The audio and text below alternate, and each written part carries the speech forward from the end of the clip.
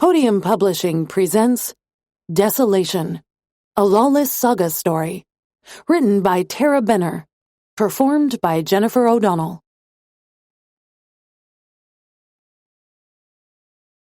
Chapter 1. Bernie could see the storm on the horizon, 100-foot-tall camel-colored mass of dust billowing in the air. The undulating cloud of ether and matter was moving swiftly across the barren dirt field, scooping up anything and everything in its wake. She was driving west from Albuquerque, or rather her car was driving. It was an electric blue Chevy Bolt from the early 2020s, and its automation was spotty to say the least. It knew how to get her from Interstate 25 to 500 to 45, but after that the GPS didn't know where to go. It kept trying to get her to turn around and head back towards civilization in its calm computer voice. But Bernie was determined. She had set the nav system to home, although she hadn't actually lived there in almost 3 years. The house was situated out past the old Pajarito Mesa, which had recently had its dirt roads paved and its haphazard grid of trailer homes replaced by sprawling developments. The sky was a hazy, smoggy brown, evidence of the massive dust storm she was driving into. There seemed to be no one else on the road. It was just Bernie and 15 miles of desert. She looked back at the paper in her hands, a 10-page piece of garbage she'd handed in to her American Environmental Perspectives professor almost a month ago.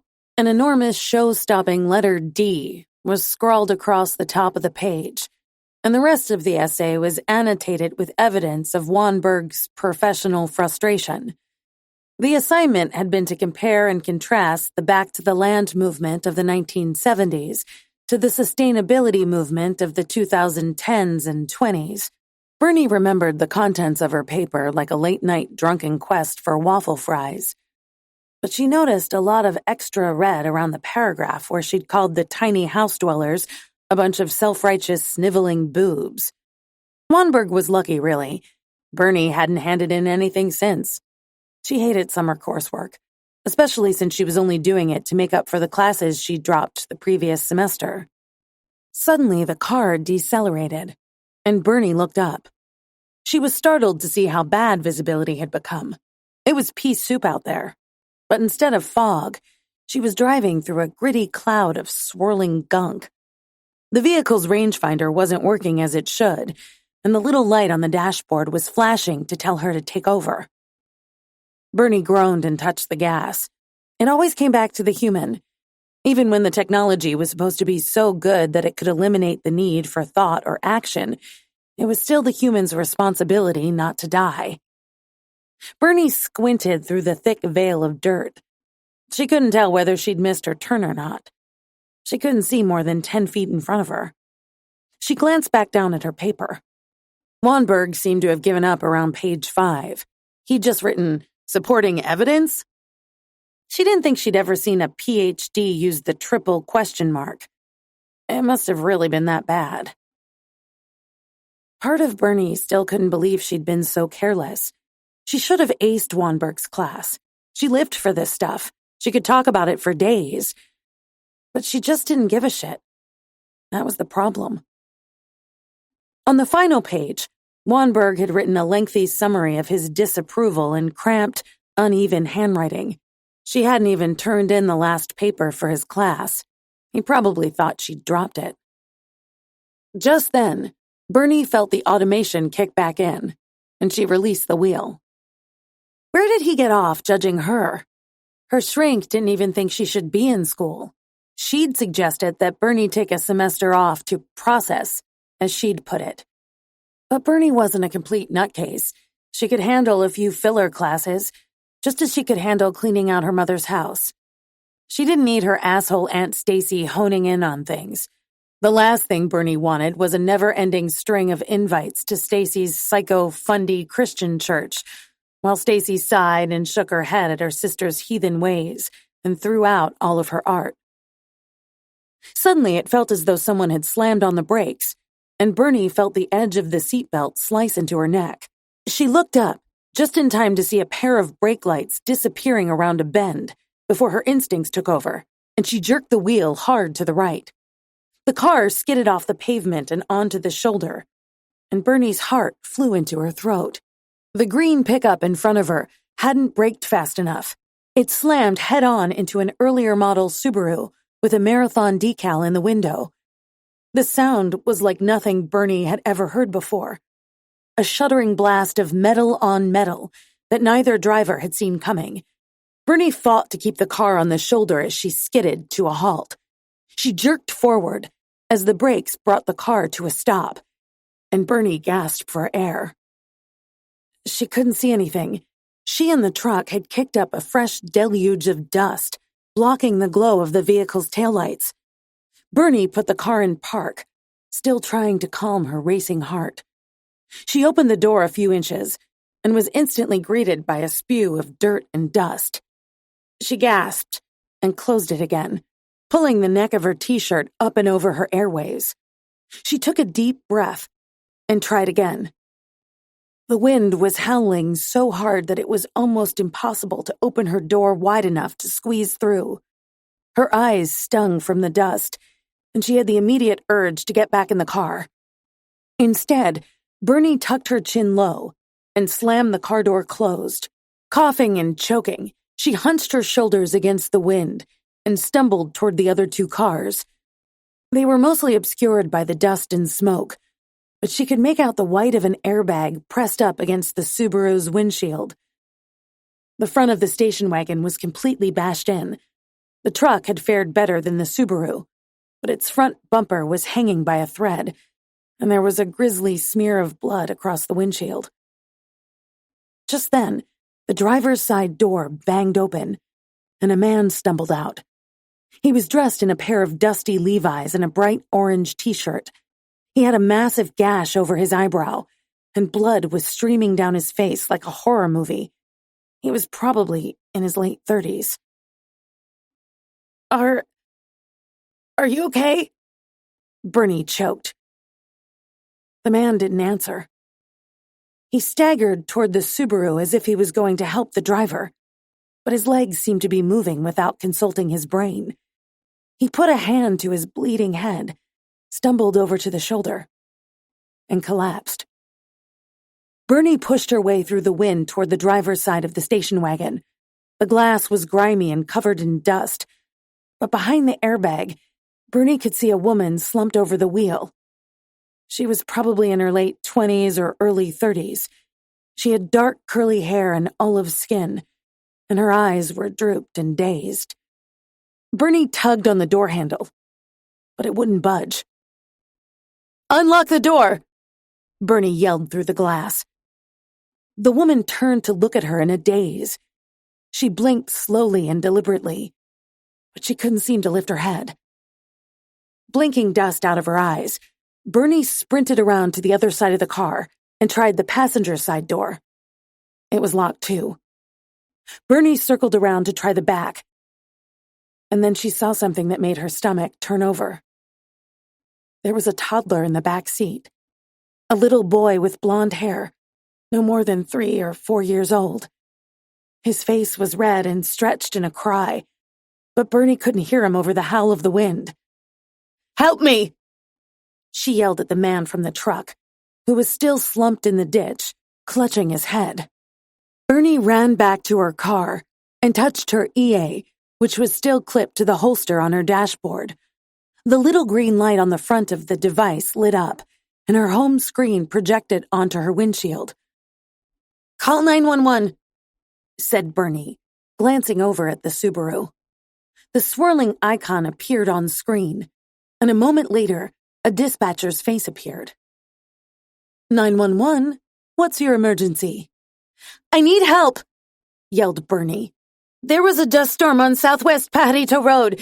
There was an accident. People are hurt. I need an ambulance." The dispatcher started to ask Bernie something else, but when she glanced through her window, her heart leapt into her throat.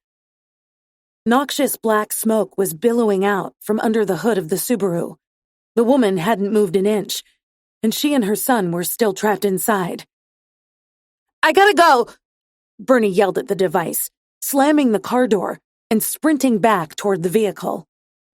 The man from the truck was slowly getting to his feet, but he was too dazed and uncoordinated to be of any use. By now, the woman inside seemed to have returned to her senses. She was fumbling with her seatbelt, but it wouldn't budge. "Shit!"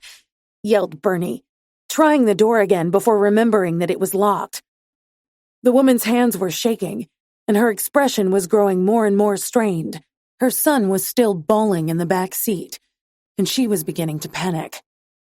Looking around desperately, Bernie saw a large, jagged rock lying along the side of the road. It was only a few yards away, and it looked heavy enough to break glass. Holding her shirt over her mouth, she pushed through the wind, snatched it up, and ran over to the passenger side of the vehicle. Summoning all her strength, she raised the rock to shoulder height and hurled it into the window. It bounced off with a thunk, and Bernie leapt out of the way to keep her foot from being crushed. She had started a crack in the window near the doorframe and sliced her own palm, but the window remained mostly intact. Bernie hissed and picked up the rock. She threw it at the vehicle with a desperate howl, and this time, the window shattered. Bernie was so shocked that she didn't immediately know what to do. She could hear the boy screaming from the back, and the woman was sobbing hysterically. A whiff of burnt plastic hit Bernie's nostrils, and she could feel heat radiating from the dashboard. Returning to her senses, Bernie thrust a hand inside the car to hit the unlock button on the door. The man from the truck appeared on the other side and yanked the driver's side door wide open. The howling of the wind seemed to intensify, and visibility went from bad to worse. The man pulled a knife out of his belt and began to saw at the woman's seatbelt, while Bernie reached into the back seat to extricate her son. The little boy was terrified. His face had turned beet red, and the dimple under his nose was shining with snot. When the stream of dust blew into the back seat, he howled even louder. "Shh, it's okay," Bernie crooned, scrunching herself into the back to release his booster seat. "It's okay. I gotcha." But Bernie didn't have him. Dust was flying through the air and forcing its way down her throat. Her t-shirt had fallen down past her chin, so she no longer had any protection from the whirlwind of dirt and grit. It stung her eyes and lodged itself in her nostrils, making it difficult to see or even breathe. The woman was screaming and fighting the man who was lifting her bodily out of the vehicle. She kept calling for Noah, who Bernie guessed was her son, and trying to climb over the seat to get him. "I've got him!" Bernie yelled. But her words were lost in the rush of the wind and the woman's desperate screams. Finally, the man gave a tug and wrenched the mother out of her vehicle. He tossed Bernie his knife, and she went to work, blindingly sawing at the boy's restraints. It was harder than it looked. The seatbelt was slick and smooth, and the blade skittered right over the edge. At one point, Bernie sliced the edge of her own hand, but she just kept going until the belt began to fray. With an almighty tug, she yanked the belt away from the boy and lifted him out of his booster seat. It was harder than she'd thought it would be. He was kicking and flailing as though he were having a fit, which made him seem twice as heavy. Bernie grabbed a jacket off of the floorboard and tossed it over his snot-soaked face. At least that would keep some of the dust out of his airways. He screamed louder and aimed a kick at her thigh, but Bernie gritted her teeth and hoisted him onto her hip. She bent her head against the wind and walked back toward her car with the boy in tow.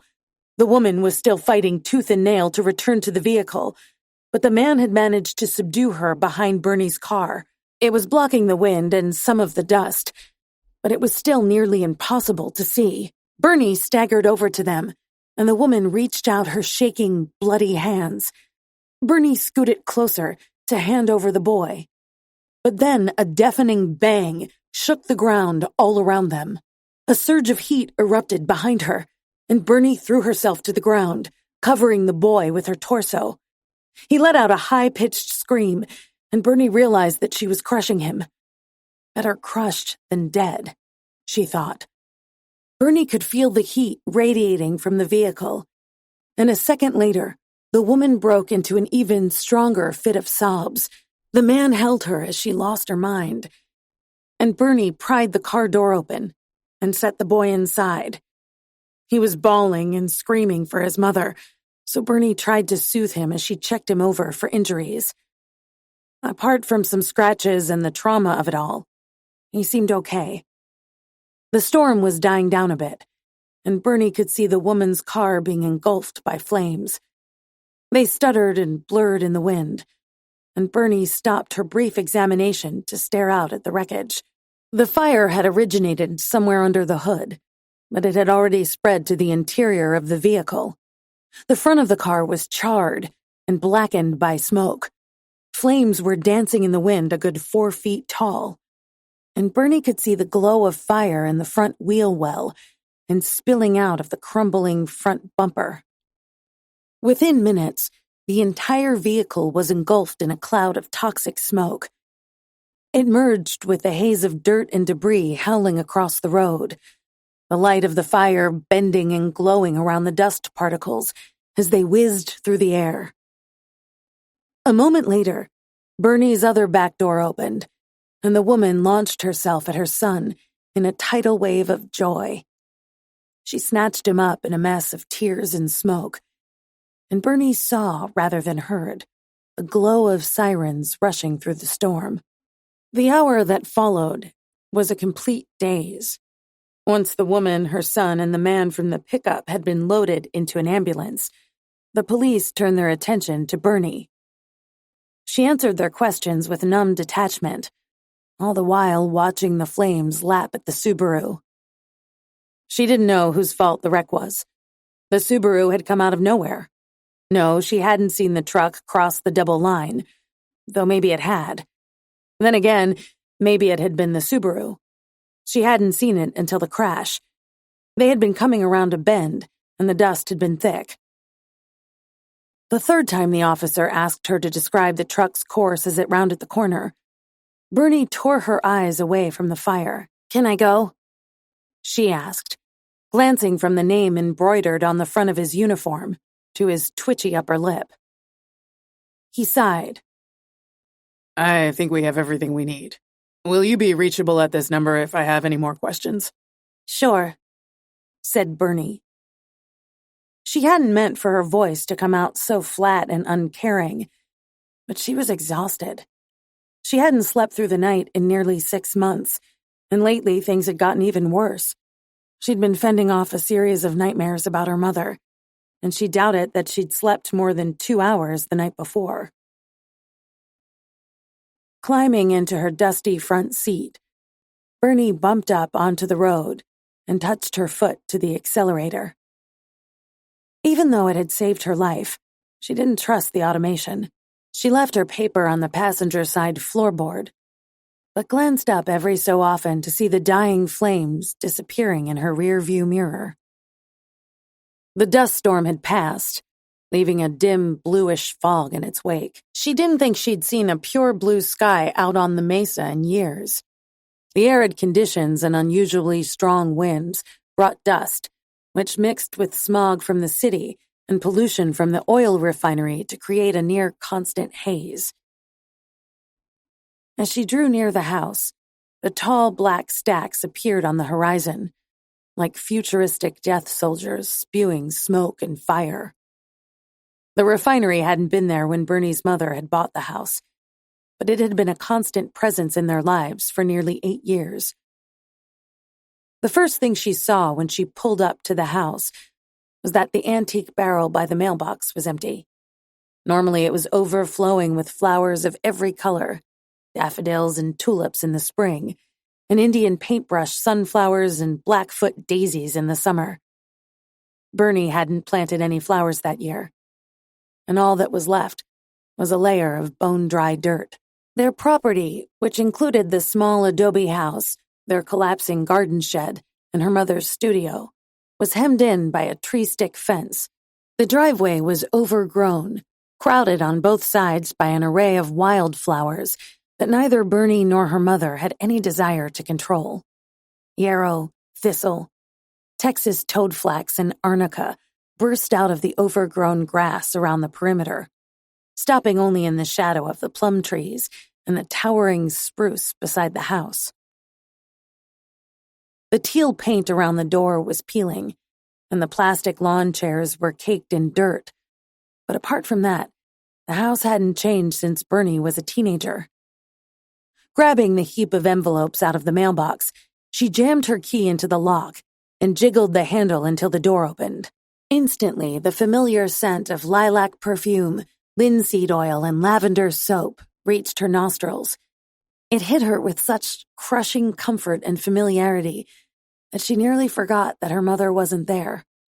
She half expected her to come waltzing in through the back door in her splotched denim shirt, wiping paint off her fingers with a dirty rag. Sun was pouring in through the windows and soaking into the marigold walls, which instantly brightened Bernie's spirit. The kitchen still had its original earthen floor, and the cupboards were a mishmash of the creaky custom cabinets her mother's handyman boyfriend had installed, and a more modern IKEA set that she had painted over in turquoise. Bernie jabbed the radio out of habit, and immediately the house was filled with the familiar liberal chatter of the university station. The disastrous drought has pushed the state's almond farmers to the brink of extinction. California Commissioner of Agriculture says almonds won't be the only crops that face a dire shortage this year. Walnuts, avocados, tomatoes, rice, and alfalfa yields have hit record lows for the past 5 years, and Governor Caitlin Richards says federal subsidies that encourage farmers to plant the most water-intensive crops are partially to blame. Bernie was hungry. She dropped the stack of mail onto the counter and numbly rifled through it. Bills, bills, and more bills.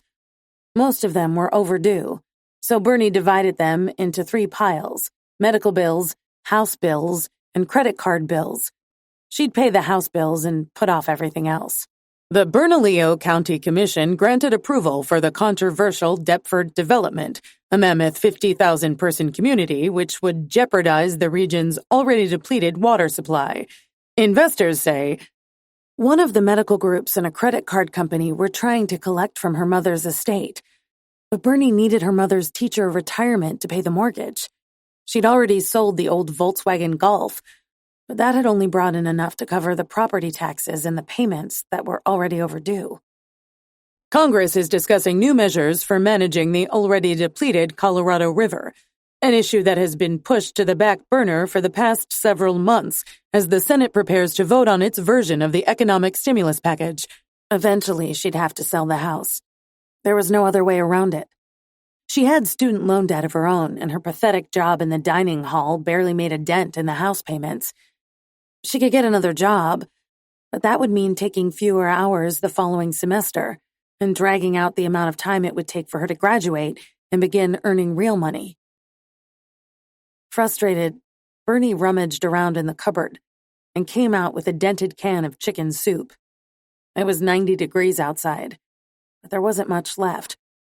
She grabbed the copper pot hanging over the stove and dumped the contents of the can inside.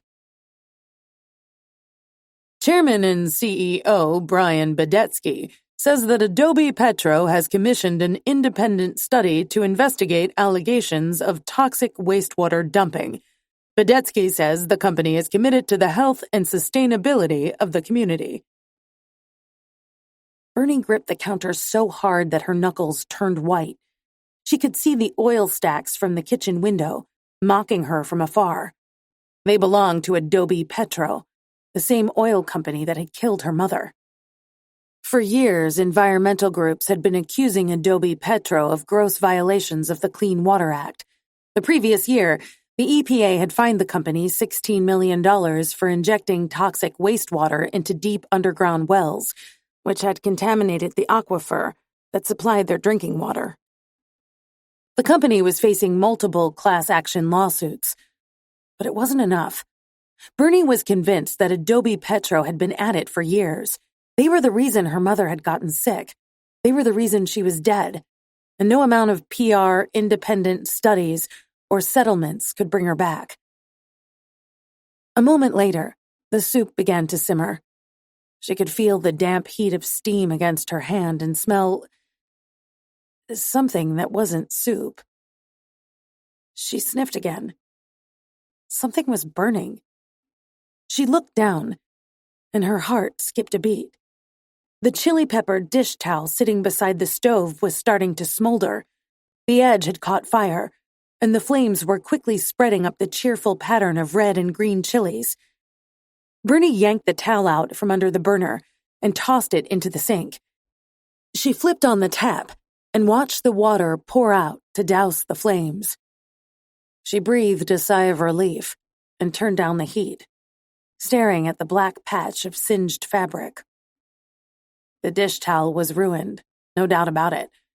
A few more minutes and the entire kitchen might have gone up in flames. Twice that day she'd flirted with death. Fire had it out for her.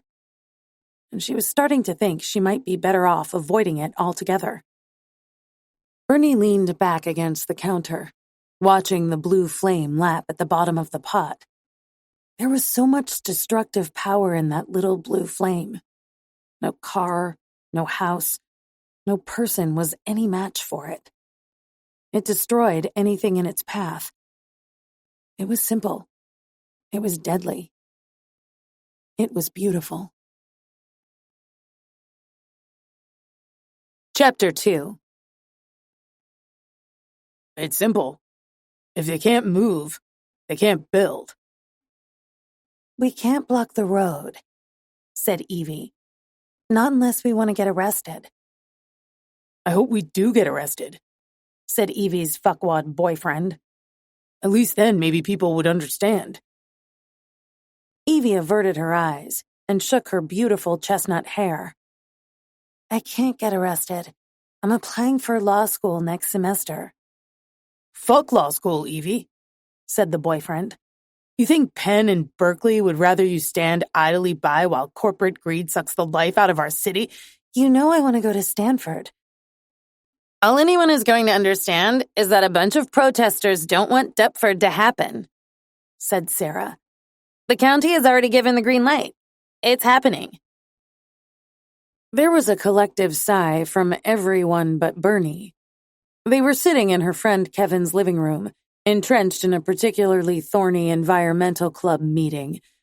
Bernie had her back up against his old tan couch that reeked of incense and was staring at a crinkly Pink Floyd poster that was hung beside a sombrero and an ugly Buddha painting. Maybe we can get an injunction, Evie suggested. Michael, did you talk to the conservation department about the black-tailed jackrabbit? Michael shook his head. The black-tailed jackrabbit isn't a protected species. What about the water study? That company is in Keller's back pocket. They said that there will be enough water as long as Governor Richards signs the revised Colorado River Compact. Small farmers will lose, but since when does anybody care about that? City Council wants this to happen, said Bernie, taking the joint from Kevin and putting it to her lips. There's nothing we can do to stop Deptford. At those words, the room went quiet. Evie was staring at Bernie as though she had reached across the bowl of Doritos and slapped her. Evie's fuckwad boyfriend, whose real name was either Asher or Eamon, was shaking his head as if Bernie was some clueless corporate grub. What are you saying? Asked Evie testily, her big doe eyes flashing with rage. That we should just give up and resign our community to becoming a desolate, yuppie wasteland that doesn't have water or good schools or... Will you relax? Groaned Bernie, hitting the joint and passing it to her left. Albuquerque already is a desolate, yuppie wasteland. There was a brief round of pearl-clutching and scandalized looks from the peanut gallery. Oh, no thanks, said Evie, as Sarah handed her the joint. Bernie, I can't believe you're that cynical. I'm not cynical. I'm just not blind. Bernie rolled her eyes. You think because UNM puts a fucking water bottle recycling bin outside of every building and slaps a couple of solar panels on top of the student center that we're a bunch of fucking saints? No, We all benefited from the housing mafia that slapped up this fire trap. Do you have to say fuck so much? Evie muttered. Fuck yeah! There was a long pause that Evie used to shoot Bernie a long, scathing look. Bernie knew she was being a bitch. She knew that the University Environmental Club was more of a social hour for the eco-conscious set. But she was so sick and tired of their holier-than-thou bitching and griping, and she seemed to have left her filter at home. What had they actually accomplished? The club organized the biannual campus clothes swap, assembled in front of the student center to protest something every few months, petitioned the board of trustees for things that would never happen, and made a big stink at town hall meetings every time they got wind of a new development project. But Evie didn't let Bernie's interjection derail her precious meeting. Within minutes, they were on to the next order of business: club t-shirts for the fall semester. Ordering new ones was out. Cotton was public enemy number 1 on the list of killer crops that were turning the Southwest into a dust bowl.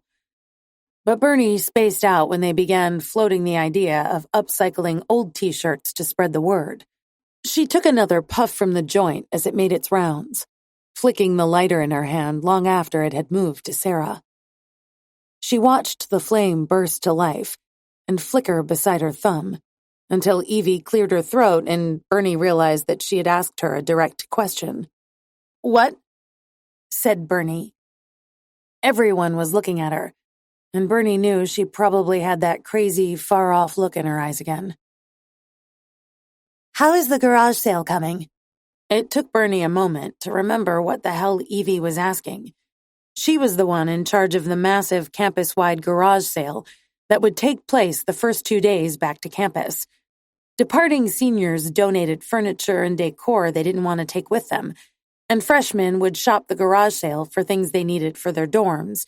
They'd been doing it for the past 3 years with mixed success, but Bernie had convinced Evie that she could turn it around. "Good," said Bernie absently. "Really good. When will you have flyers ready?" "Flyers?" A look of annoyance flashed through Evie's eyes. "Yes, flyers. To post around campus." "You want to post—" Bernie took a deep breath and feigned a half-pitying, half-scandalized look. "You're asking me to endorse the slaughtering of billions of trees that are killed each year for paper to advertise our garage sale?" A series of bizarre expressions flashed across Evie's face: shock, confusion, and embarrassment, followed by anger. Bernie felt a perverse swell of satisfaction as she took one more heavy drag of Kevin's joint and passed it on. "I gotta go," said Bernie, getting to her feet and plucking her messenger bag off the couch. "I have a paper to write." Truthfully, Bernie did have a paper to write, but she had no intention of starting it that night. She just didn't have it in her. Besides, macroeconomics sounded about as important as Evie's stupid protest. She hadn't even told them about the Adobe Petro lawsuit. It was exactly the sort of thing the club loved talking about, and she was sure that being involved would gain her instant celebrity status. No one would be talking about Evie's march for the Dine families affected by uranium contamination of the Redwater Pond Road community anymore. It would be all about Bernie. Bernie wasn't sure why she felt so far removed from her old friends. She and Evie had never exactly been BFFs, but Evie wasn't a bad person. She cared about all the same things that Bernie cared about. But lately, Bernie found her insufferable. Maybe it was because they were all so high and mighty, yet they weren't the ones whose lives had been ruined by Adobe Petro. They talked about the negative environmental impact, but they hadn't lived through it. Really, her mother's death should have strengthened Bernie's resolve to fight the good fight, but it had had the exact opposite effect. Suddenly, protesting, calling her congresspeople, and shopping at the farmer's market felt like futile acts of rebellion. She wasn't making a difference. She was only making herself feel good. There was no such thing as slow change. The more Bernie thought about it, the more she realized that she had been drinking the Kool-Aid for years. All her talk of slow change and voting with her dollars, complete bullshit. She had no interest in slow change anymore. She wanted to light the world on fire. Bernie wasn't sure how long she sat in El Taco Loco staring into the dregs of her burrito. She'd gotten a seat in front of the window where she could watch the drunks stumble from bar to bar, and she was enjoying it. Campus wasn't crowded. It was the middle of June, and most students had gone home or moved across town for their fancy internships. But there were a few diehards who stayed around campus every year. Bernie was one of them. Her lease didn't end until August, and she hadn't had the heart to move home. That was her plan, but doing it without her mom there felt like the saddest homecoming ever. She wasn't sure how long she'd be able to hold on to the house. There was no point in paying rent to stay on campus when she owned an empty house 25 minutes away. She owned the house. It was bizarre to think about, but she was her mother's next of kin. Her mom and dad had divorced when Bernie was 11, and her mom had never remarried. She'd left Bernie the house in her will without the insurance money to pay it off, which meant that she, like Bernie, must have thought she'd have more time. She'd only taken a temporary leave of absence from her job as an art teacher, and she'd still managed to drag her emaciated body into the studio to paint for a few hours each day, up until the last few weeks of her life. Bernie had never really considered that her mother might die. She couldn't even fathom it. But here she was, completely alone. The few friends she hadn't alienated, she'd blown off repeatedly over the past few months. Her relatives were few and far between, and Bernie didn't have any brothers or sisters. She'd always known what she wanted to do. But suddenly finishing up her degree, getting a fancy job, and using her career to do wonderful things for the world seemed far out of reach. By the time her high wore off, it was 10 o'clock, and she was still sitting in the taco shop, watching the world stumble by. She was tired, miserable, and uncomfortably full on pork and green chili. The news was on in the background. Some schmucky guy in a cheap suit talking to a pretty woman wearing too much eye makeup. They were discussing the Adobe Petro scandal, showing footage of the refinery and half a dozen EPA guys in protective white suits milling around the plant. Then they cut to footage that seemed to have been taken at some sort of press conference. Reporters were swarming the steps of an official-looking building, pushing and shoving to get a good shot of Adobe CEO Brian Bodetsky. He was cold and handsome, in a rich white male sort of way, impeccably dressed in a designer suit and a royal blue tie. Blue, the color of trustworthiness. As she watched, someone shoved a microphone under his face, and Bodetsky looked around at the crowd of reporters and arranged his face in a kindly smile. I can't fault the dedicated men and women who work for the EPA. They're just doing their jobs. But I can assure you that Adobe Petro has done everything by the book. We have the most stringent safety measures in place to ensure that we aren't negatively impacting the community. And I would be just as surprised as you are to learn that there have been any problems with our wastewater disposal methods. When the reporter asked him for his reaction to the latest lawsuit being brought against the company, Bodetsky gave another condescending smile. Everybody's always trying to make a buck, aren't they? Bernie turned away in disgust, her hands trembling with fury. The evidence that Adobe Petro had been polluting the aquifer was incontrovertible. They were in the very early stages of damage control, and they weren't even doing a very good job. Still, they would find a way to win. It was the American way. Then there was Brian Bodetsky, the worthless corporate asshat. He'd known about it all along, but the cameras loved him so much that he could deny, no matter how incriminating the evidence was. It felt as though he were mocking Bernie personally, giving interview after interview just to torment her. She was still simmering with rage by the time the newscasters moved on to the weather. But she felt more clear-headed than she had in months. She had a plan. It came to her so quickly and so perfectly formed that she knew her tired brain had been working on it for weeks, if not months. It was crazy and immoral, criminal even, but it was beautiful nonetheless. As soon as it occurred to her, Bernie knew that she didn't have a choice. Even if they won the lawsuit, it would always feel as though Adobe Petro had gotten away with murder. She didn't think she'd be able to live with herself if she did nothing. She'd never stop thinking about Brian Bodetsky and all the ways she could have ruined his life. Her usual tactics weren't going to cut it. Whatever action she took had to be drastic. Bernie got up to throw away her trash and let herself out of the taco shop.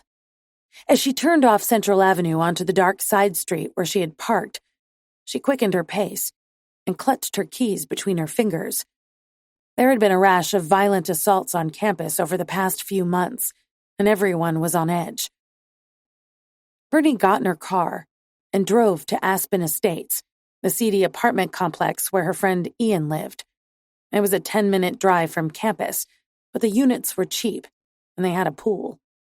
Ian had been the news editor at the Daily Lobo, but he'd been ousted last semester for reasons unbeknownst to Bernie. She suspected it had to do with Ian selling drugs out of his apartment. She'd bought cheap medical-grade weed from him a handful of times, but she knew he moved some coke and whatever else he could get. As soon as she climbed the stairs to his front door, she could hear a TV blaring through the thin walls. She knocked, but nobody answered. Ian's car was in the parking lot, but he'd probably shut himself in his room. She could tell from the sound of gunfire that his roommates were immersed in one of their horrible video games, so she knocked again. Nothing. She pounded on the door more forcefully and heard a muffled yell from inside the room. She tried the knob. The door was unlocked, so she pushed it open and stuck her head inside. As she'd suspected, Jeremy and Jose were slumped on the lumpy black futon, engaged in a video game battle to the death. The room smelled strongly of burnt pizza bagels and the hot dog roller grill at a gas station, and a pile of empty beer cans lay on the table in front of them. "Is he in here?" she asked. Jose looked up and gave a slight nod, but Jeremy didn't even acknowledge her presence. One of the roommates was a biochemistry major. The other was in computer science, but Bernie could never remember which was which. Both were quiet, antisocial, and firmly in the 40-year-old virgin camp. Taking their indifference as permission, Bernie navigated around the mess of shoes and backpacks by the door and walked down the hallway to Ian's room. She knocked twice. "Ian? It's Bernie." "It's open." Rolling her eyes at Ian's lack of manners, Bernie let herself in. Ian was sitting in the same place she'd left him last time, hunched in front of his computer, in the dark, with a pair of enormous headphones resting on his greasy mop of curls. He didn't even look up, so Bernie took a silent inventory of his room. Unmade bed with dirty brown sheets, Star Wars poster, and a thick layer of dust and stickiness covering every surface. Bernie might have gone her entire undergraduate career without meeting Ian, if it weren't for the brief stint she'd spent dating James. James was Ian's former roommate and the sanctimonious political writer for the Lobo. He was smart, condescending, and inexplicably hooked on nicotine gum. It didn't last. "I don't have any more of those chews you like," said Ian without looking up. "But I'm making a run tomorrow, so if you wanted to come by—" "I didn't come here for that," said Bernie, slightly abashed by how many of those THC chews she'd bought from Ian immediately after her mother's death.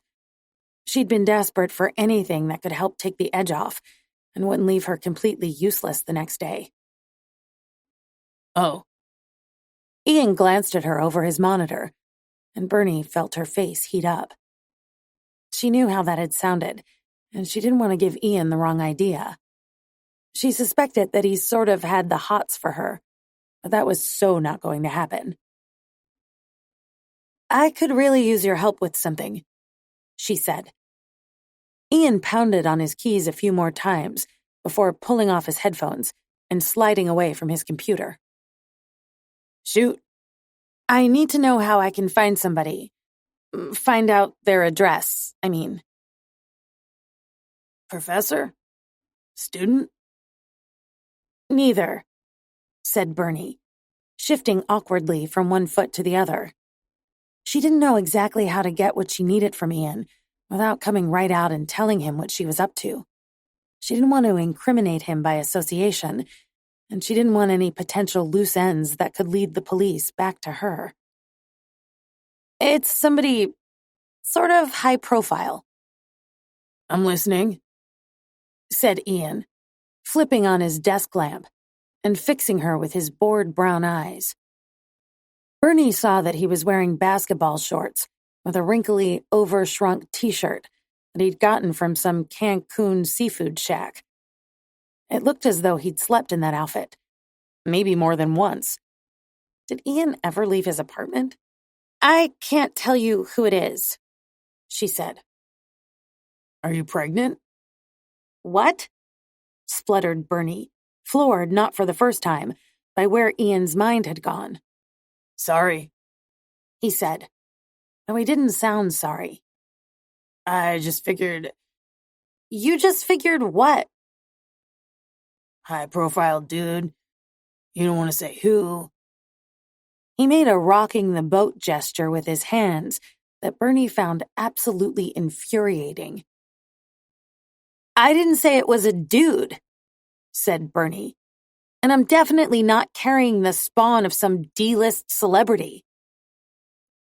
"So it's a celebrity," said Ian dryly. "Intrigue." "Not exactly. Look, can you help me or not?" "It depends. Does your mystery dude have a website?" "Again, I didn't say it was a dude." "Isn't it?" "Yeah, but I didn't sleep with him." "No judgment," said Ian, his voice rising an octave on the last syllable. Irritation simmered low in Bernie's stomach. Half the time, she found herself wondering why she still talked to Ian. It was impossible to tell whether he liked her or just tolerated her since the breakup with James. It wasn't as though it had been ugly. She and James just hadn't liked each other that much. They'd only dated for 2 months. It wasn't the sort of thing that had their friends choosing sides. And she'd talked to Ian more after the breakup anyway. "Does your mysterious, totally androgynous person have a website?" he asked. "Why does that matter?" "'Cause it might make it a hell of a lot easier to find him. Or her." "Show me," said Bernie. This was why she kept Ian around. He was smart as hell and had an arsenal of creepy journalist sleuthing techniques at his disposal. He could probably make a living as a private investigator if he wanted to. "Check it. You know the book To Build a Window by Cy Graham?" Bernie shook her head. "I haven't read it." "But you know who Cy Graham is, right? Pop psychology, science of memory, brain hacking, and all that jazz." "Yeah." Cy Graham had put out one bestseller after another. Everybody knew who he was. "I know where he lives," said Ian. "No, you don't." "Yes, I do. He had a personal website, and the retard didn't even bother to spring for private domain registration. All I have to do is look up who owns cygram.com and bingo." He let his fingers fly over the keyboard for a few seconds and then turned the monitor to face Bernie. "This is the virtual tour of his apartment building. Surprising that he lives in such a shithole, yeah." Bernie stared at the screen in disbelief. She was looking at the outside of a New York brownstone that had definitely seen better days. Wow, you're even creepier than I thought. So does he? Ian pressed. Does he what? Does your mystery guy have a personal website? Not that I saw, just a page on the company website. Corporate, said Ian, with a note of approval in his voice. Well, as stalkery as this sounds, your best bet is getting a 20 on the guy's wife, or his mistress. Whatever floats your boat. Or his, I guess. It's how I almost got an interview with Ray Moss. Of course, I tracked him down at his wife's funeral. That was unfortunate. He had security escort me off the premises. And how am I supposed to get close to his wife? Asked Bernie, baffled by Ian's train of thought. Is she a trophy wife? Bernie scowled. That's insulting. Is she? How should I know? Fundraisers, charity dinners, all of those are in the news, and there are usually pictures, said Ian. Trophy wives are easier to track because they spend a lot of time getting hot stone massages, going to yoga, banging tennis pros. You're an asshole, said Bernie, riding a fresh wave of disgust. Ian shrugged and rolled back over to his monitor. Sticks and stones, baby. Assholes get results. Chapter 3. Bernie left Ian's place feeling even more slimy than usual. The man stench from his apartment lingered on her clothes, and she had the off-putting feeling that she was about to cross a line that she couldn't step back over. It killed her to discover that Ian had been right. The CEO of Adobe Petro had a wife who accompanied him to all of the important corporate elbow rubbings around Albuquerque and Santa Fe. Elaine Bodetsky wasn't exactly a trophy wife, but she was tall, tan, leggy, and 15 years his junior. She was soft-spoken, well-bred, and impeccably groomed. Her golden blonde hair looked natural, but her long French tips did not. Mrs. Bodetsky was sporting a fresh manicure in every picture Bernie saw, once curled around Mr. Bodetsky's arm, once clutching the stem of a dainty wine glass, and once wrapped around a putter at some charity golf tournament for education. "This is Elaine Bodetsky," said Bernie, her voice echoing off the bathroom fixtures. "I'm calling to confirm my appointment." She was using the restroom at Butch's Pit Barbecue while she waited for them to free up a table for 9. It would be at least 30 or 40 minutes before one became available, so she knew she had plenty of time to secure a prop for Phase 3 of her mission before the hostess called her name. "Bodetsky," Bernie repeated. "B as in boy, O-D-E-T-S-K-I.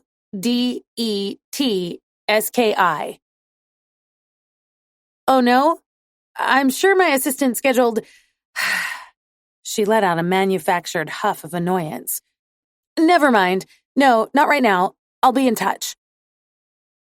Bernie touched the home button, and her EA went dark. "Call Color Me Pretty," she said. It was next on her list of the 10 nicest nail salons in Albuquerque. She couldn't rule out the day spas, but she was hoping one of the nail places panned out. "Bodetsky," she repeated for the 5th or 6th time. "B-O-D-E-T-S-K-I. When the woman on the other end of the line confirmed that she had an appointment scheduled for the following week, Bernie was so shocked that she nearly forgot the made-up narrative she'd rehearsed. Could you remind me when that was?" There was a long pause. She knew the woman thought it strange that Mrs. Bodetsky didn't know the time of her own appointment. She probably didn't have any idea who Mrs. Bodetsky was.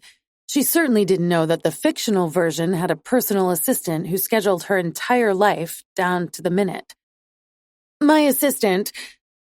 Bernie sighed to buy herself some time to conjure up the story she'd invented. I had to let her go last week. It's been a logistical nightmare. She keeps my date book, and she did not write down what time my appointment was. I have a very important event coming up, and... You can?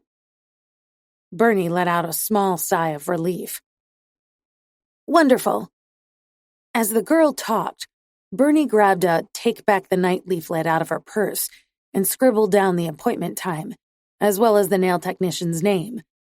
By the time she thanked the girl and hung up, her heart was racing. She'd just taken the first insane step toward her goal. It felt ugly, intoxicating, and invigorating, all at the same time. Was this how serial killers felt when they were on the trail of their next victim?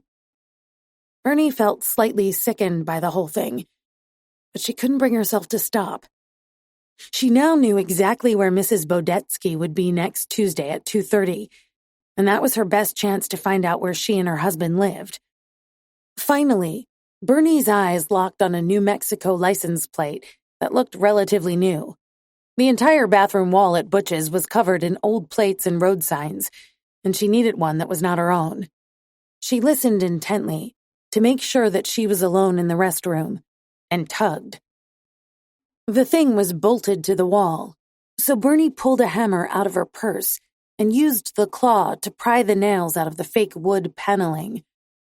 The license plate was slightly bent and dinged, but it would do. She stuffed it into her purse and let herself out of the restaurant, stopping briefly at the hostess's station to tell the girl they would not be needing a table after all. Vegans, she muttered, throwing up her hands in exasperation and striding out into the parking lot. The sunlight was blinding and excruciatingly hot as she pulled open her car door and slumped into the front seat. She couldn't believe she'd just stolen a license plate, or that she called all around town pretending to be the wife of some high-profile businessman. It felt like being trapped in a movie. Still buzzing on her crime spree, Bernie drove downtown and parked 2 blocks from the costume store to purchase her disguise. She thought a fake mustache and a suit might be overkill, so she selected a straight black wig and a pair of glasses that didn't look overly cartoonish. She had to walk past El Taco Loco on her way back to her car. That wasn't intentional. Her stomach did its familiar dance, begging for a burrito. But when Bernie stopped just outside the door, her food fantasy evaporated at once. She stared through the window at the little junk machine just inside the door. It was filled with toys and trinkets for kids. But one machine in particular had caught her eye. The machine was filled with a variety of semi-realistic tattoos, tramp stamps, butterflies, big tacky roses, and even a few Chinese characters. Digging around in her bag, Bernie snatched out her wallet and found some quarters. She had to buy 3 tattoos before she got one that wasn't overly hideous. It was a blue butterfly tinged with green. She tucked the tattoos into the side pocket of her purse and kept walking with a feeling of excitement simmering in her gut. She was on a road to somewhere new. It wasn't very pretty, but at least she had purpose. She wasn't sure how she would feel when it was all said and done. All she knew was that it felt good to be doing something, even if that something could land her in jail. Chapter 4. Bernie pulled into the parking lot of Venus Nails at 1:30 the following Tuesday. The salon was tucked away in a strip mall off the San Pedro Drive, between a frozen yogurt shop and an insurance broker's office. There were plenty of cars in the parking lot, but only a handful in front of the salon. Bernie parked near the back of the lot to free up space near the door, and glanced up at her reflection in the mirror. Her unruly blonde curls were stuffed into a mesh cap under the straight black wig, and she'd used a brown sculpting pencil to darken her eyebrows. The glasses gave her a faintly Daria-esque vibe, but she'd decided to just go with it. She was wearing a pair of distressed jeans, a tight black Ramones t-shirt, Birkenstocks, and a thick mess of plastic bracelets on both wrists. When she walked into the salon, a bell on the door tinkled to announce her arrival. Instantly, her senses were assaulted by the stench of nail polish and ethyl methacrylate. The heady cloud of beauty smells was emanating from the 4 manicure stations in the back, where women in masks were hunched over their clients' hands and feet. A girl with sleek dark hair and red lips smiled blithely at her. "Hello." "Hi," said Bernie, feeling nervous for the first time since she'd begun the operation. "Do you have an appointment?" "No, I don't. Walk in?" Bernie nodded. "Mani or pedi?" Bernie thought for a moment. She never painted her nails. She was too rough with them. "Pedi," she said. "Name, please." Bernie began. She cleared her throat, panicking. She'd almost given her real name.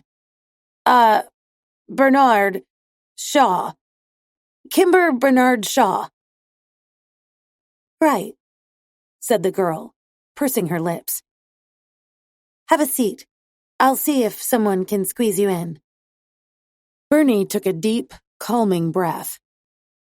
That had been close, but so far it was all going according to plan. She took a seat and flipped through a few of the glossy magazines sitting on the table. Shiny celebrities smiled up at her, surrounded by big, exciting headlines promising sexier hair, sexier abs, and sexier sex. So many promises. So many suggestions for ways in which her life might be lacking. She never knew she needed so much to be happy, to fill the gaping hole inside of her. Bernie took a few deep breaths to calm her racing heart. She wasn't sure why she felt so nervous. Maybe because she was about to come face to face with the woman whose life she sought to ruin. Mrs. Bodetsky wasn't due for nearly an hour. She would have no clue that Bernie was there. Even if she glanced at her in passing, she would have no idea who she was. Suddenly, the prospect of being in the same room as Mrs. Bodetsky seemed far riskier than Bernie had imagined. Why was she doing this? What if Mrs. Bodetsky knew something was off and hired someone to follow her? What if a security camera in the parking lot had captured Kimber Bernie going into the salon? Would they be able to trace her plates back to her? She was wearing her disguise, but what good did that do if they later made the connection and ran her plates? She hadn't bothered with the fake ones. That now seemed like the height of stupidity. She glanced around the salon. It was furnished with a few potted plants, tall hanging mirrors, and modern-looking lamps suspended from the ceiling. Bernie didn't see any cameras, but that didn't mean that there weren't any in the parking lot. After about 20 minutes, they called her name, and a smiling Vietnamese woman in black slacks and a crisp white shirt came to greet her. Her name was Julie. Bernie forced a smile and followed her back to her chair, where she sat for the next 20 minutes in supreme discomfort as the woman buffed, trimmed, and chiseled her feet. Once the woman began filing her toenails, Bernie's anxiety ratcheted up a notch. Where was Mrs. Bodetsky? Bernie knew that she could come walking through that door at any moment, and Julie hadn't even begun painting Bernie's nails. She watched the door like a hawk, trying and failing to look relaxed. Julie admonished her several times to lie back and let her take care of everything. But Bernie did not want to miss seeing which car Mrs. Bodetsky arrived in.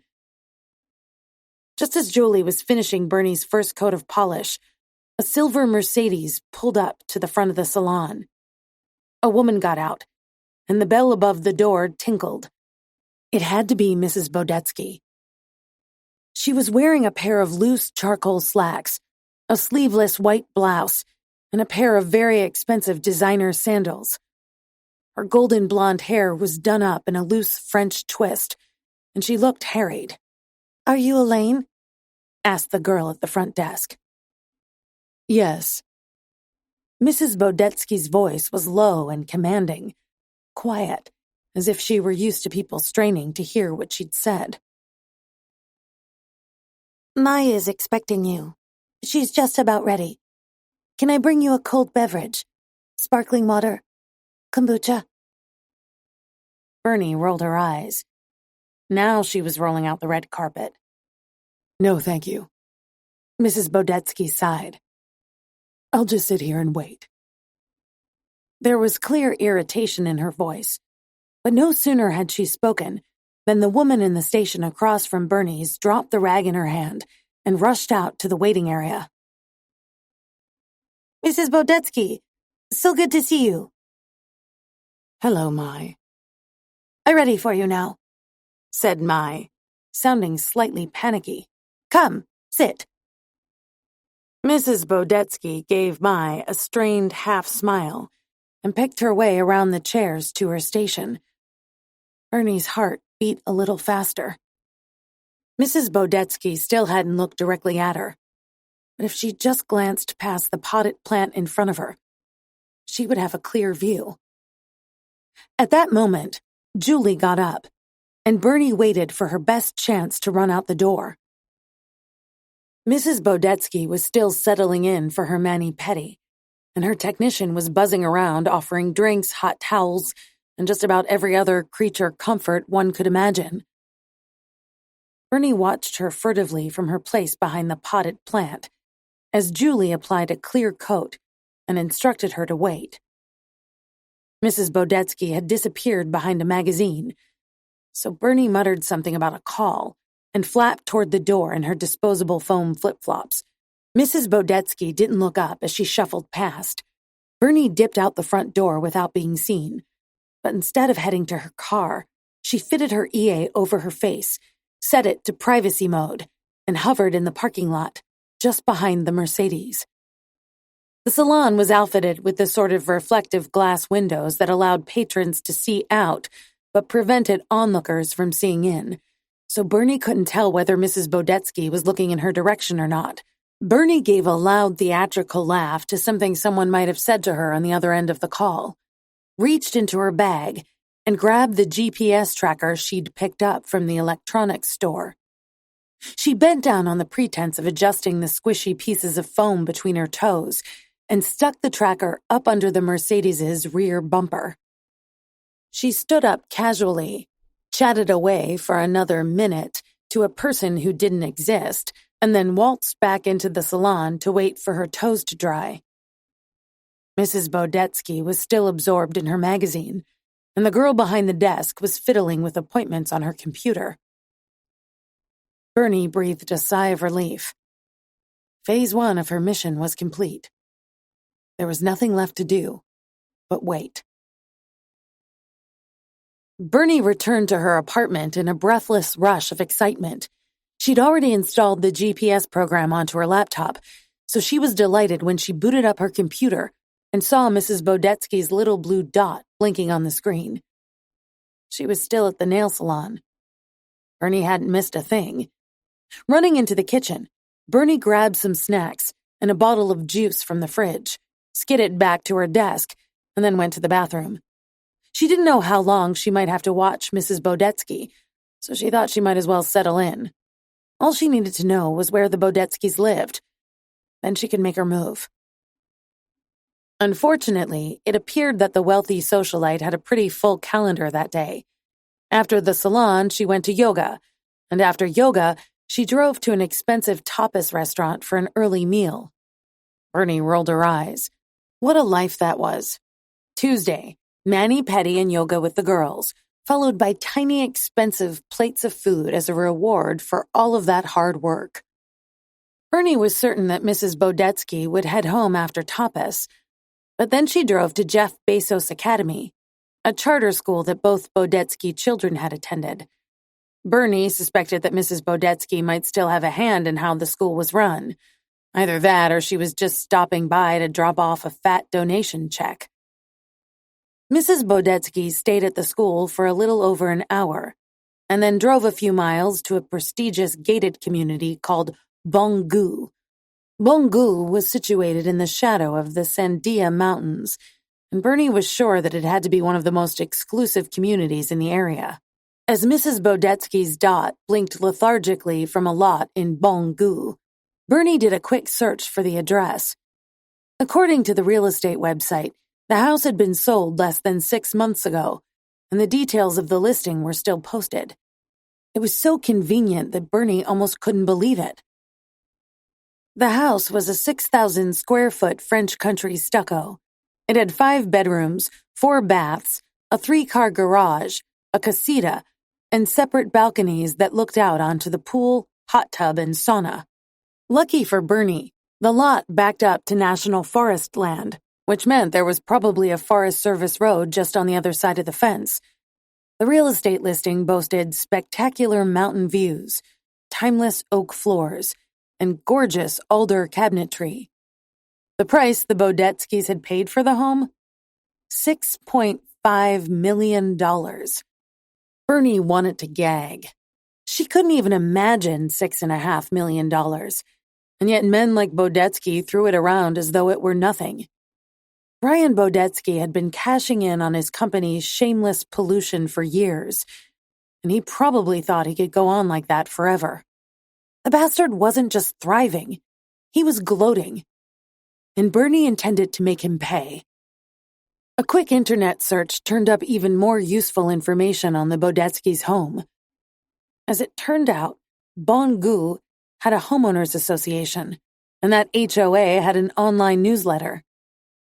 Bernie figured they probably only posted it to make the slightly less rich aware of what they were missing, which included a Cape Cod-themed pool party that the Eldridge family was throwing for their son Zachary's 8th birthday. All the neighborhood children were invited, but Mrs. Eldridge had included a stern warning reminding everyone that their treats should not include dairy, gluten, refined sugar, or nuts of any kind. It seemed that Mrs. Eldridge was nuts of every kind, and that gave Bernie an idea. She knew that she would have to invent a way to bypass the guard at the gate upon entering the subdivision. But first she had to address the thornier issue of disabling the Bodetskys' in-home security system.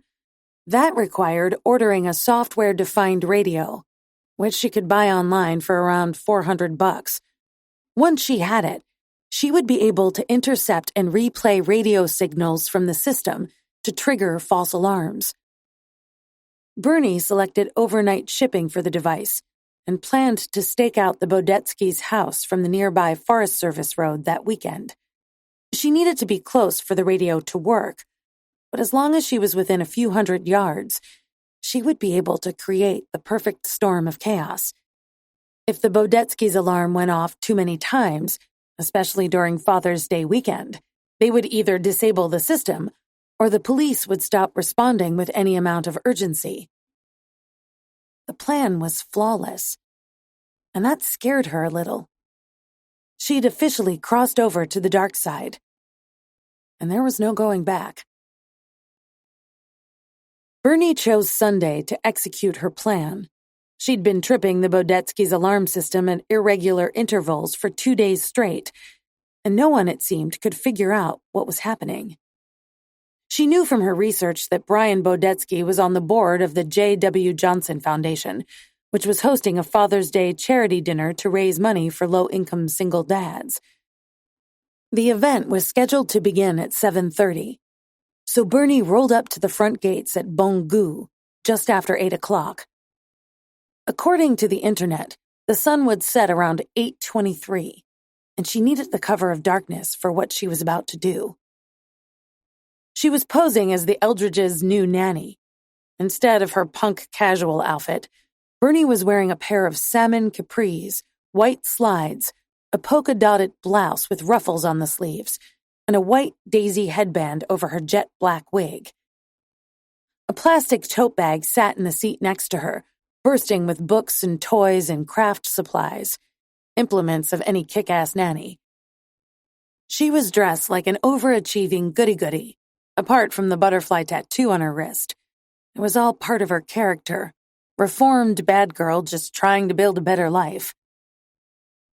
Everything else Bernie needed was in her trunk.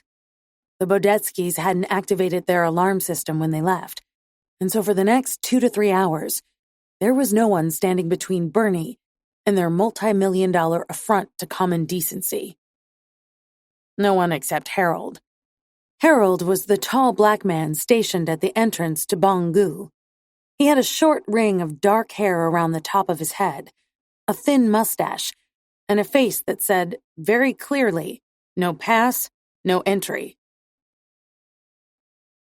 "Are you sure that I'm not on the list?" Bernie asked in a pleading voice. "No, ma'am." "Well, she didn't give me a pass. She must have just forgotten to put me on the list." Harold sighed. "Do you want me to call her?" "No," said Bernie, allowing her voice to tremble just a little.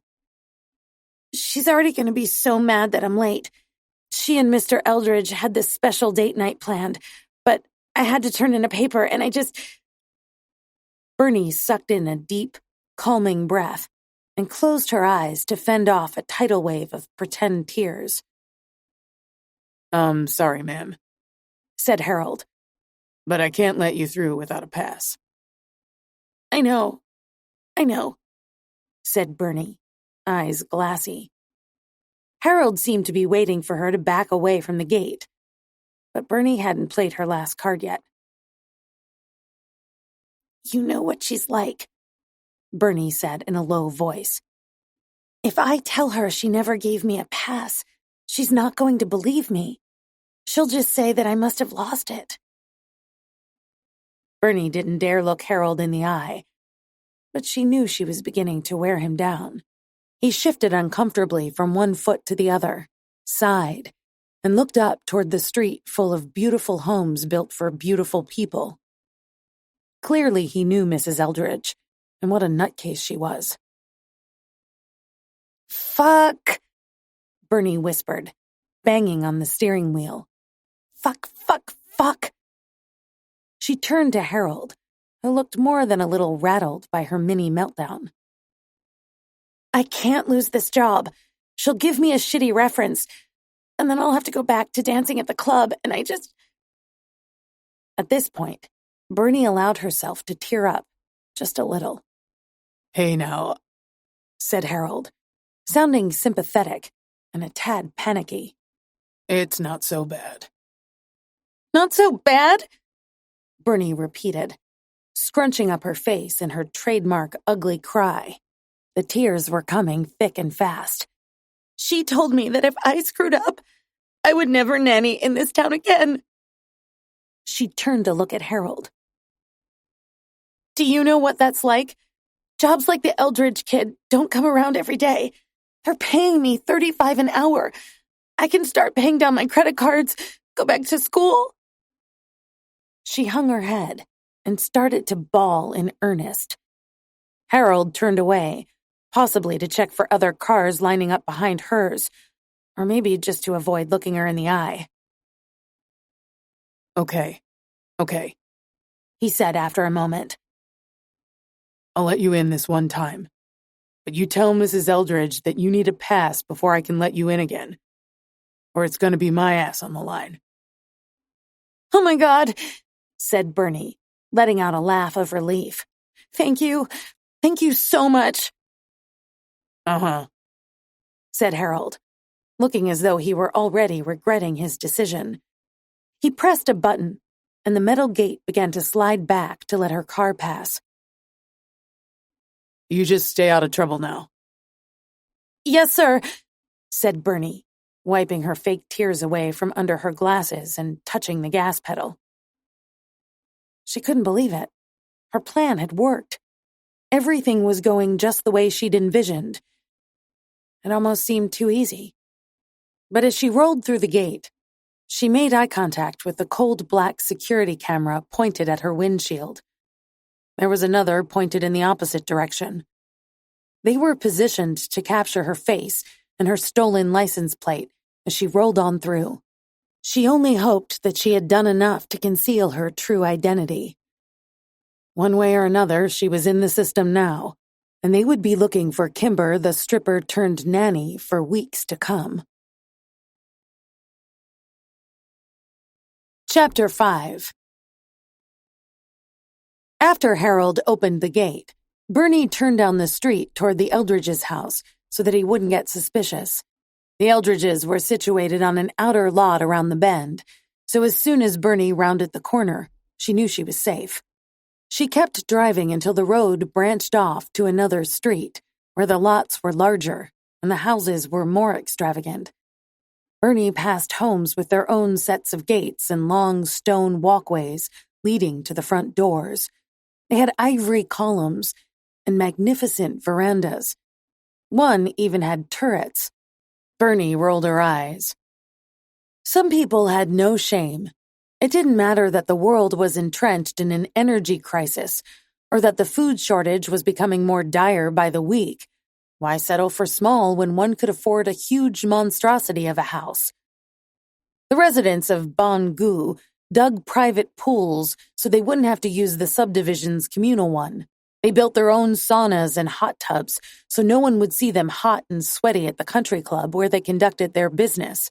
The lion's share of their homeowners' association fees went to cover the hefty water taxes the city of Albuquerque levied against them, and yet most of them had probably never played on Bon Gu's swanky private golf course. These were people with money to burn. Bernie chuckled to herself. Money to burn. Maybe that was the headline they'd use when they wrote about this in the newspaper. Maybe she could write in anonymously with the suggestion. Bernie shook her head and gripped the steering wheel tighter. She was slipping over the edge. She could feel it in her bones. She'd just pulled up to the Bodetskis' family home, which looked enormous in the glow of its wrought iron lamps. The pictures online hadn't done it justice. The shrubs were green and meticulously trimmed. The decorative concrete had been recently power washed. The 3-car garage was tucked off to the side and tastefully camouflaged with white carriage house doors. Natural stone complemented the buff stucco and alder trim around the magnificent arched doorways.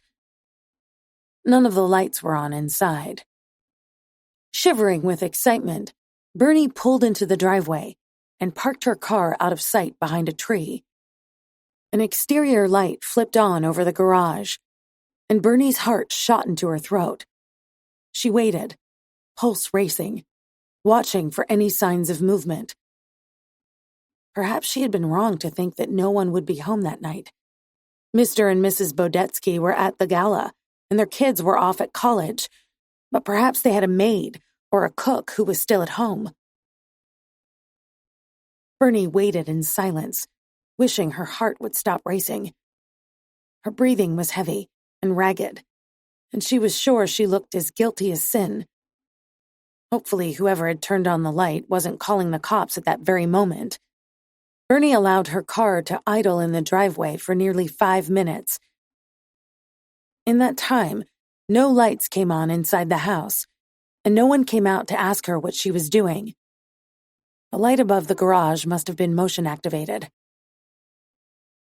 Steeling herself for the next phase of her plan, Bernie got out of the car and walked around to the back, sliding on a pair of yellow rubber gloves to obscure any fingerprints. The living room was surrounded by ceiling-to-floor windows, and when she peered inside, she could see that the bottom floor was completely deserted. Grabbing a paving stone from the landscaping, she chucked it against the window. On the first try, it banged off the glass and toppled into the rose bush. Bernie swore. She picked it up again and threw it harder. This time the glass shattered into a million tiny pieces. The jagged shards flew into the living room and scattered into the river rock around the landscaping. Bernie half expected to hear the shriek of an alarm or the distant wail of police sirens. But there was nothing. Of course there wasn't, she told herself. The alarm wasn't activated. She'd made sure of it. Taking a deep breath, she climbed over the windowsill, careful to avoid the glass, and hopped into a living room that smelled like sandalwood and freesia. She could see the shadows of furniture hulking like sleeping giants, and Bernie stepped over the glass and padded across a plush Persian rug to investigate. The house gave her the creeps. It was big and empty and beautifully decorated, but everything looked mysterious and threatening in the dark. A shadowy figure moved across the room, and she wheeled around to find herself looking at her own reflection in an enormous mirror above the mantel. "Hello?" she called. Her voice sounded meek, frightened, and unsure. It was the voice of an intruder. Nothing. "Hello?" she repeated, moving toward the audacious spiral staircase. Still nothing. Satisfied, Bernie opened the front door and went back out to her car. Everything inside suddenly seemed cheap and childish. Her tote bag, and the blue plastic sunglasses propped on her dashboard, and the knitted blanket she kept in the back seat. Stuffing down her own creeping sense of inadequacy, she popped the trunk and extracted 2 of the 3 gas cans she'd brought along with her. She carried the first 2 inside the house as quickly as she could and doubled back for the third. The street in front of the Bodetskis' house was still deserted, and she wanted to get everything inside before someone drove by and called the cops. She flipped on a light, and instantly the entire house lit up around her. It was even more gorgeous than she'd expected. No detail had been neglected. Everything from the throw pillows to the coasters was as fine as one could buy. There was an Hermes cigar box on the mantelpiece, Waterford crystal on the drink cart, and a commercial-grade espresso machine in the kitchen. She ran a gloved hand over the fringe of the drapes as she crossed to the steps and climbed the dizzying staircase. She couldn't resist. She snooped. With the can of gasoline sloshing against her leg, she let herself into each of the 4 extra bedrooms. Everything upstairs was tasteful and uncluttered. Down comforters with silk duvet covers, cherry wood furniture, and expensive modern art hanging on the walls. There were no lotion bottles or hair products befouling the shiny bathroom vanities. There was a whirlpool tub, but no bath beads. There was a single soy candle that had never been lit. Someone had placed an antique gilded clock on the master vanity for decoration, but it wasn't set to the correct time. The master bedroom boasted a California king draped in the sort of golden brown bedspread that screamed wealth and taste, but didn't make anyone particularly happy. The 4-poster bed was absolutely gorgeous, but it belonged in a museum, not in someone's actual bedroom. There was a ficus tree in the corner and 2 stiff chairs facing away from the balcony. Clearly no one ever sat there to watch the sunrise over the mountains or wait for the stars to appear in the sky. The study was by far her favorite. Smooth, rich wood, books galore, and that day's copy of the Wall Street Journal sitting folded on the desktop. The high-backed leather chair smelled like dead cow and money, and Bernie couldn't resist lowering herself into it, just to see what it felt like. The instant her butt hit the seat and her head settled against the studded leather wings, a spiral of guilt and shame ripped through her, like a gust of cold wind. Everything about the house was just as she'd expected, lavish, excessive, and nauseatingly beautiful. And yet, it was still a home. Somebody had picked out all of this stuff to live in. Brian Bodetsky got up every morning, patted down that ridiculous staircase, and brought his coffee up to his study. Maybe Mrs. Bodetsky read by the balcony. Their kids hadn't toddled around the house or had their heights scratched into the kitchen wall. But it still meant something to them. Bernie gritted her teeth and shook her head. It didn't matter what the house had meant to them. It was just a house, wood and stone and Portland cement. It could always be replaced, rebuilt, or remodeled. Her mother was never coming back. She was dead, and no amount of Adobe Petro's money could change that. Their team of lawyers was probably hard at work dismantling those cases one by one. Bernie would soon run out of money, and her mother's house would be sold at auction. Everything they had shared would be gone. Fortified by the anger and helplessness coursing through her veins, Bernie got to her feet and opened the gas can. The smell was acrid and inviting.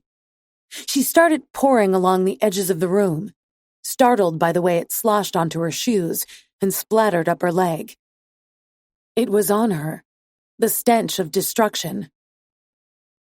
Would Harold be able to smell it when she got into her car and drove away? Would he know what she had done? Or would it only occur to him once he saw smoke billowing over the golf course? She couldn't think about that. Who knew how long she'd been in that house? Nobody had bothered to wind the antique clock in the bathroom, so she had no clue what time it was. Quickening her pace, Bernie poured a trail of gasoline across the floor and into the master bedroom. Only when she'd completed half of the perimeter did she begin to panic in earnest. She hadn't brought enough gasoline. Not enough to do the whole house anyway. The place was enormous. She hadn't counted on that. She should have, but she hadn't. She'd never torched a house in her life, certainly not a 6,000-square-foot castle. She'd already known that she'd have to forego the wet bar, the pool room, and the home theater in the basement, but she hadn't counted on having to skip over half of the bedrooms. It was all right, she told herself. The fire would spread rapidly over the hardwood floors. It would engulf the drapes in flame, and the fire would burn so hot that no amount of firefighting would be able to save the house. Bernie continued to work, feeling another twinge of anxiety as she emptied the can of gasoline. She only had one left. She had to make it count. She poured a continual trail down the steps, but halfway around the living room, she forgot if she'd already hit the sitting room or not. It was full of lush carpeting and overstuffed couches. She couldn't forget it. But then she saw the glow of headlights on the road, and a surge of panic shot through her veins. The car was driving very slowly. She couldn't see who it was, but they would be able to see the lights from the road. Could they see her car? Why had she turned on all the lights? Anybody who knew the Bodetskis were at the gala would be suspicious. How much did the neighbors talk? But then another thought hit her. Maybe it was neighborhood security. Maybe Harold had grown suspicious and called the police after all. Even if she didn't reek of gasoline, she'd never be able to explain what she was doing at the Bodetskis' home when she was supposed to be at the Eldridges'. Clearly, she didn't belong there. She stuck out like a sore thumb. The cops would ask her a series of very basic questions, and she'd end up blurting out the whole thing. But then the car passed, and Bernie let out an enormous breath of relief. Her heart was beating so forcefully that it hurt, and she wasn't sure if she'd be able to go through with her plan after all. The matches were in her purse. Where the fuck was her purse? She'd left it in the car, but she was afraid of leaving the fume-filled house to retrieve it. If she did, she might not be able to work up the guts to come back inside and light the house on fire. Stupid, stupid, stupid. What the hell had she been thinking? Did she really think she could pull this off? Did she really believe that she wouldn't be caught? She'd done what she could to cover her tracks, but she wasn't exactly a professional. It hadn't felt real to her until that moment. And suddenly, she didn't think she was up to the challenge. Calm. I think this is the perfect moment for you to treat yourself with a little kindness. Here is a soothing track to heal the soul. Let all your worries drift away, keeping only peace and lightness in every breath before we return.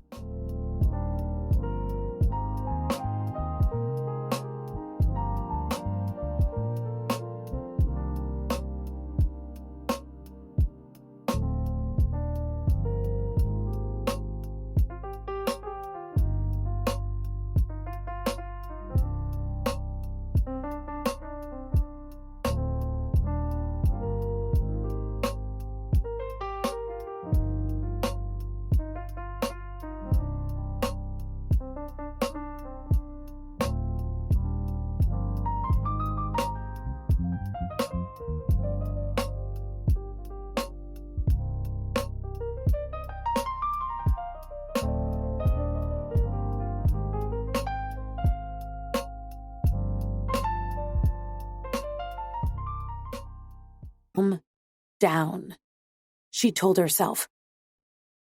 It was too late to back down. The house was soaked in 15 gallons of gasoline. Everything was ruined. She had to cover her tracks. She had to see this through. Bernie's legs felt wobbly as she let herself out the front door and crossed the driveway to get the matches. The fresh evening air hit her like a wall, and she drank it in like a drowning woman. She hadn't realized how strong the fumes in the house had gotten. Bernie fumbled around in her purse for several minutes before she found what she was looking for. Her hands were shaking uncontrollably, and her purse was stuffed with all kinds of crap. Old receipts, ibuprofen, lip gloss, a hair clip, everything a budding arsonist needed for an evening of crime. Finally, she found the matches. She'd gotten the big box from Costco. Clearly, she'd thought that part through. Why hadn't she brought more gasoline? When she stepped inside the house, the fumes from the gas almost bowled her over. She choked and pulled the neck of her blouse up over her nose. It didn't help. Eyes stinging, she took the stairs 2 at a time and found her way to the farthest corner of the master bedroom. At that moment, she stopped thinking. Maybe it was the fumes burning wormholes in her brain and turning everything to a haze. Maybe it was the adrenaline. Bernie struck the match against the box. Nothing happened. She scratched it against the side again. 3 more times before the flame finally lit.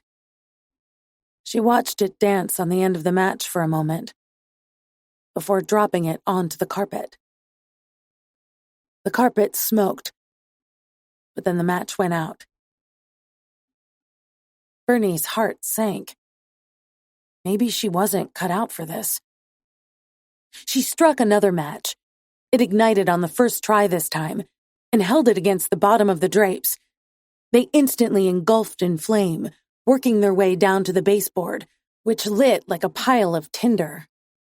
A surge of excitement shot through Bernie's body, and she quickly lit another match and held it to the carpet. The carpet began to melt, exposing the wood floor beneath. Once the flame found her trail of gasoline, the fire began to spread rapidly. Everything after that became a heady blur. Bernie dashed from room to room, dropping matches onto the bedspreads and gasping as flames lapped at the windows and chased her out into the hallway. Soon she could feel heat emanating from the open doorways, and beads of sweat sprang up all over her forehead. She lit her way down the stairs, very nearly singeing her capris, and then dashed into the living room. It was there that she ran into a problem. The flames quickly melted a patch of carpet, but the couch appeared to be drenched in some sort of flame retardant.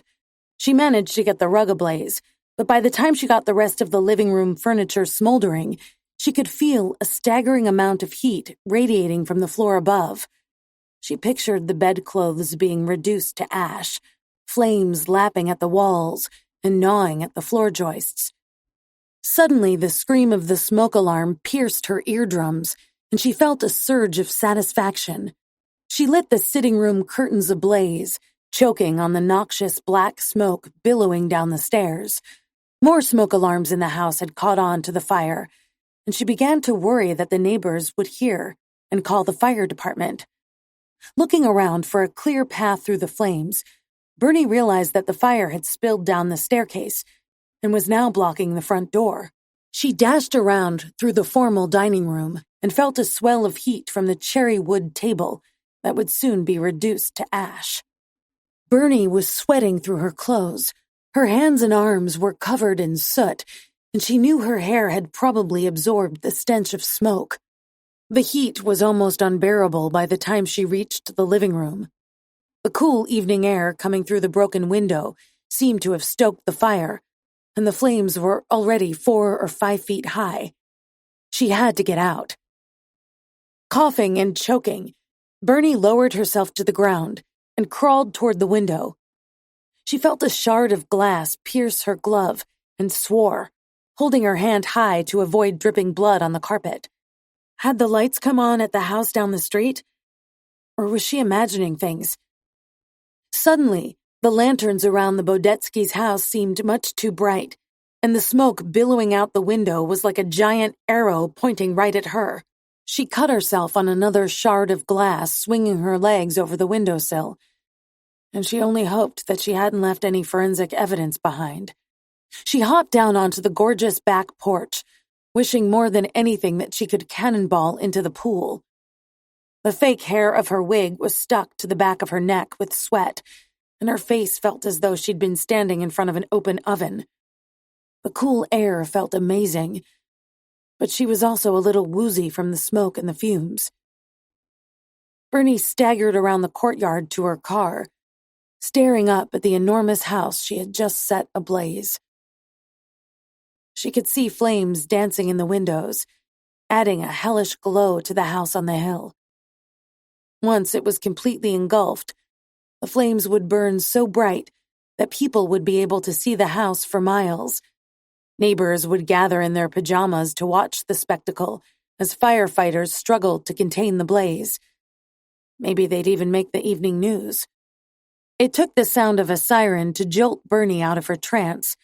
She'd been staring up at the house for much too long, and she could feel the heat radiating toward the forest, sending animals scampering for safety. She got in her car and backed out of the driveway, nearly plowing into their fancy stone mailbox on her way out. The sirens were growing louder and louder, and Bernie could still feel the heat on her face. Maybe she was imagining things. Maybe she'd burned herself. The house couldn't be putting off that much heat, could it? Halfway to the entrance, Bernie remembered that she was still wearing the bloody rubber gloves. She pulled them off with her teeth and gagged when she tasted gasoline on her tongue. She spit out her open window and ran a hand through her fake hair. Her wig was sweaty, disheveled, and caked in soot. It left a coating of gray ash on her hand, and it made her wonder how she looked. She suppressed a giggle. There was no way she looked normal after all of that. Maybe Harold would say babysitting the Eldridge's kid had turned her prematurely gray. Maybe he would call the cops. Bernie couldn't hold it in anymore. She let out a burst of maniacal laughter. She'd done it. She'd set the fire in motion. She'd outsmarted, nay, defeated Bongu, and she'd enacted her revenge on Mr. Bodetsky. But as she came around the bend, Bernie saw something that made her heart turn over.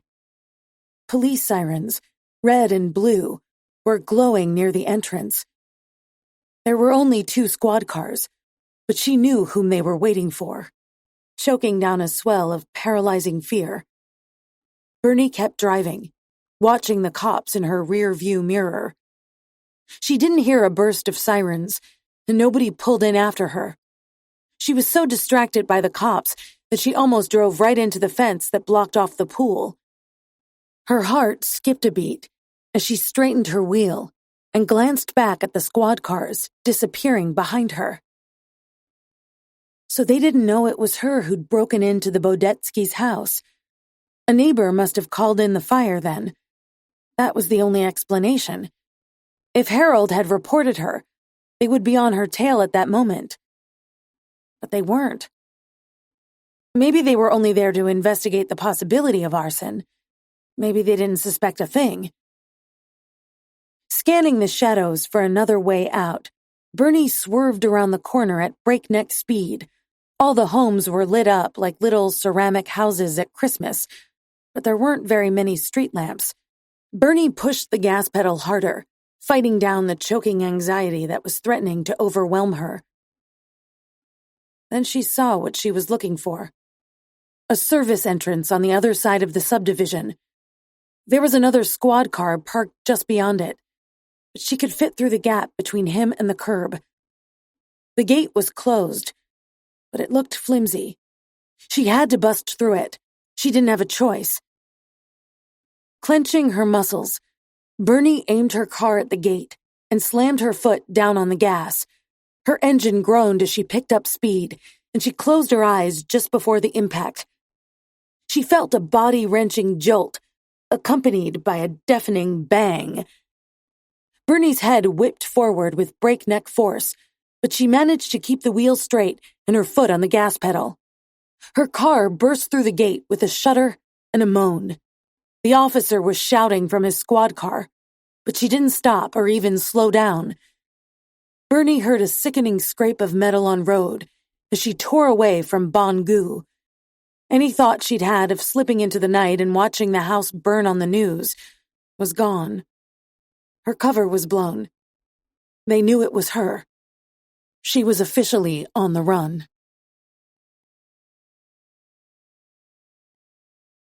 You've been listening to Desolation, a lawless saga story. Produced by Greg Lawrence. Associate producer Emily Durr. Text copyright 2017 by Tarah Benner.